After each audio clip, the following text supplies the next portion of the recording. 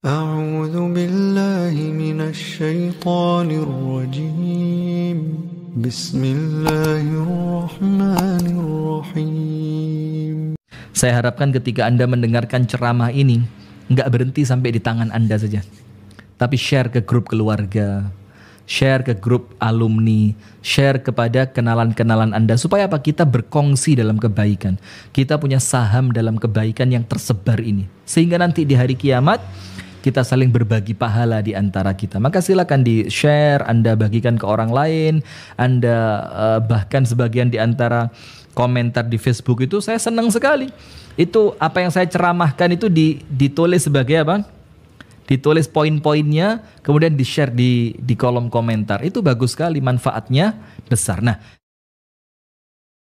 Dear masa lalu, maaf aku sibuk, bahagia. Dari kalimat ini mengesankan bahwa seakan-akan kita ingin melupakan masa lalu. Udahlah masa lalu ya, saya nggak mau deket-deket sama kamu lagi. Karena saya tidak hidup di zamanmu dan saya hidup di zaman yang sekarang dan zaman yang akan datang.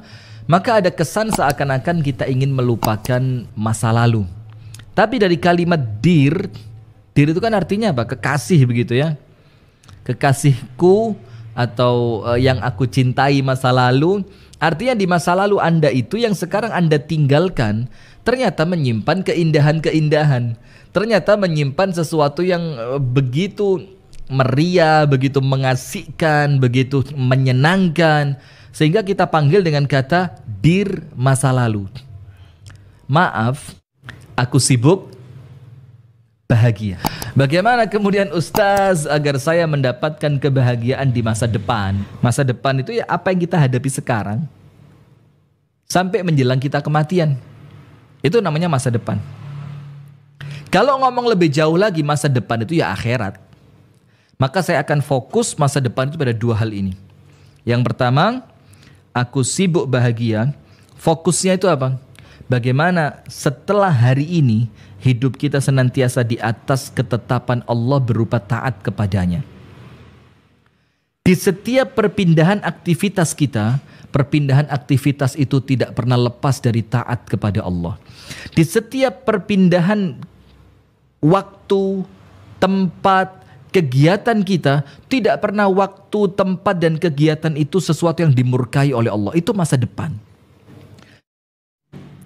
Dear masa lalu, maaf aku sibuk, bahagia. Bagaimana kita mendapatkan bahagia setelah masa lalu yang begitu kelam? Poin pertama, fokus yang dicari adalah ridhonya Allah. Nomor satu, fokus, konsentrasi, kita cari ridhonya Allah. Allahumma anta maqsudi wa ridhaka matlubi. Ya Allah, engkau adalah tujuanku dan keridhaanmu adalah harapanku.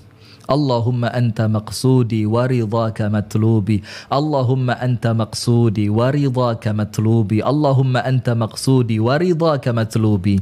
Ya Allah, engkau adalah tujuanku dan keridhaanmu adalah harapanku.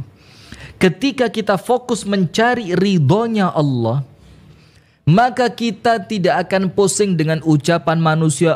Sok suci, kemarin kan kamu berzina. Sok suci, kemarin kan kamu minum minuman keras. Kamu sok suci, kemarin kan kamu sering ketahuan keluar rumah malam-malam, masuk ke karaoke segala macam.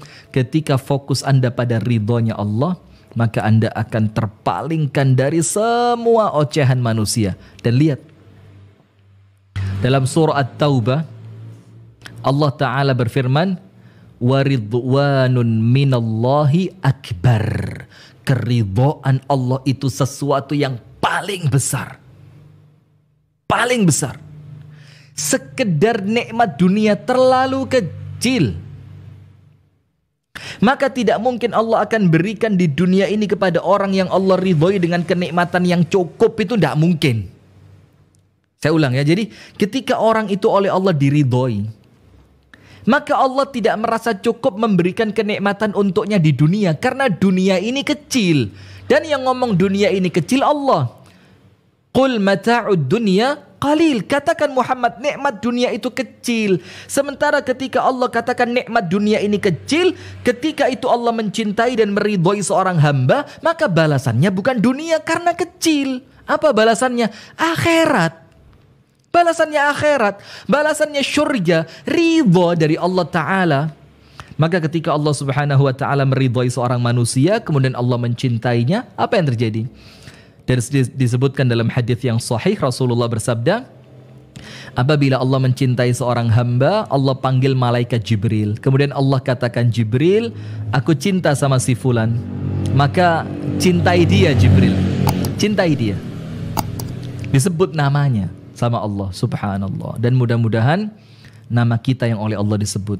Mudah-mudahan nama orang tua kita yang oleh Allah disebut. Mudah-mudahan nama pasangan kita yang oleh Allah disebut. Mudah-mudahan nama anak turun kita yang oleh Allah disebut. Amin ya rabbal alamin. Allah panggil malaikat Jibril.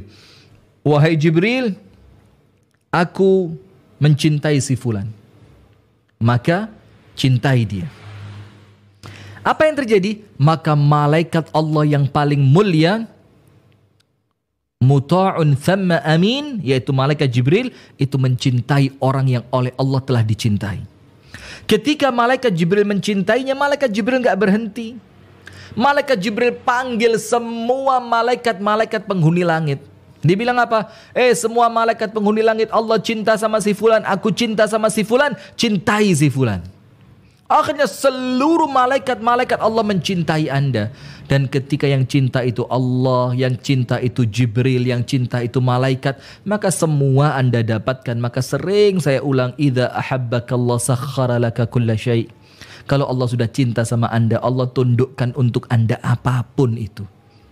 Nah, ketika malaikat-malaikat Allah telah mencintainya, apa yang terjadi? Wa yudha'u lahul qabulu fil ardi.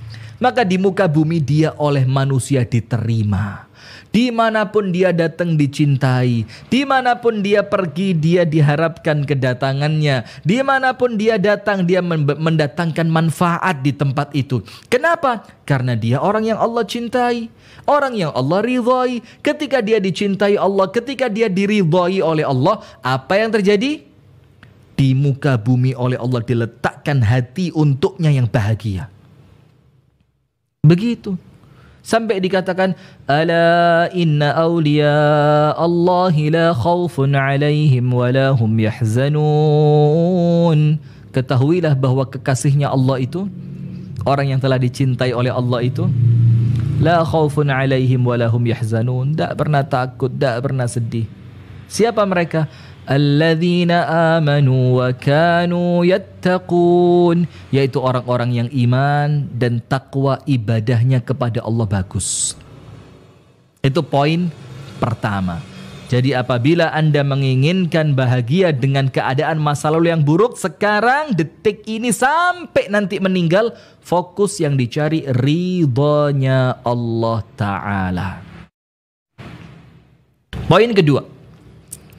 Apa amalan yang mendatangkan bahagia untuk kita dalam keadaan mungkin kita punya masa lalu yang kurang baik, mungkin kita punya masa lalu yang kelam, mungkin kita punya masa lalu yang hitam, gelap, kotor, jahat, maksiat.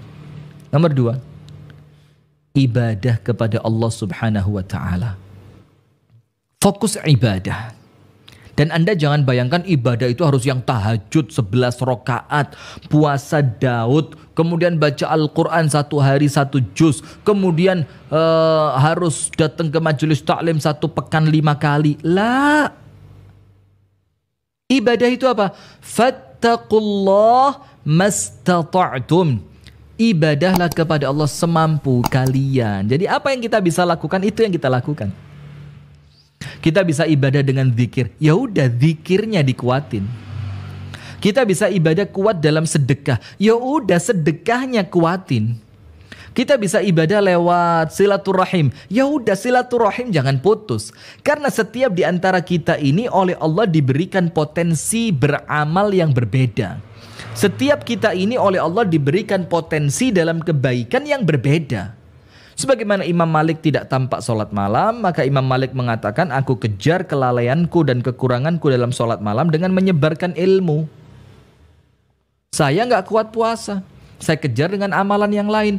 Mungkin yang lain di antara pemirsa sekalian ada yang nggak bisa baca Al-Quran, kejar dengan sedekah. Mungkin di antara yang lain ada yang tidak punya uang untuk bersedekah, kejar lewat silaturahim. Oh mungkin yang satu nggak bisa silaturahim karena keluarganya terlalu jauh, kejar dengan gampang memberi senyum kepada orang lain, gampang berzikir, gampang istighfar, gampang tobat kepada Allah Ta'ala. Nah itu ibadah yang kita maksud. Sekarang kita lihat.